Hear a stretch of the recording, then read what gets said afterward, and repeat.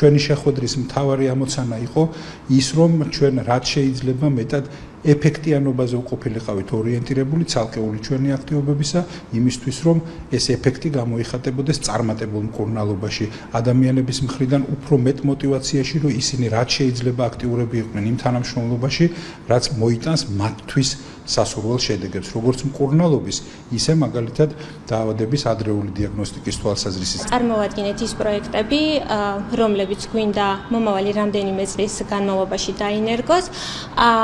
ეს პროექტები გულისხმობს ცნობიერების, საზოგადოების ცნობიერების გაზრდას, საგანმანათლებლო მოდულების საშუალებით, იმისათვის რომ სკრინინგ მოცვის მაჩვენებლები გაიზარდოს, პირველადი ჯანდაცვის ექიმების ცოდნის ამაღლებას კიბოს დროულ გამოვლენასთან მიმართებაში და ასევე გულისხმობს დროული და ხარისხიანი კიბოს მართვის გაძლიერებას ქვეყანაში. კიდევ ერთხელ ვისაუბრეთ იმასთან დაკავშირებით, რომ რა ქმედით ნაბიჯები გადაიდგას, რომ სკრინინგის მოცვა გაიზარდოს და მივიტანოთ ჩვენი გზავნილი ადამიანებო და ხაზი გავუსვით იმას, რომ მნიშვნელოვანია დროული სკრინინგი, ასევე იმ გამოწვევებს, რომელსაც დღეს ონკოლოგიის წინაშე ვდგავართ. შევთანხმდით გარკვეულ საკითხებზე, რა თქმა უნდა, სამუშაო პროცესი კიდევ გაგრძელდება, კიდევ გვექნება დამატებითი შეხვედრები და განსაკუთრებით ყურადსაღებია, რომ გადაიჭრება ის პრობლემები, რაც დღესდღეობით ონკოპაციენტების წინაშე დგას. ჩვენ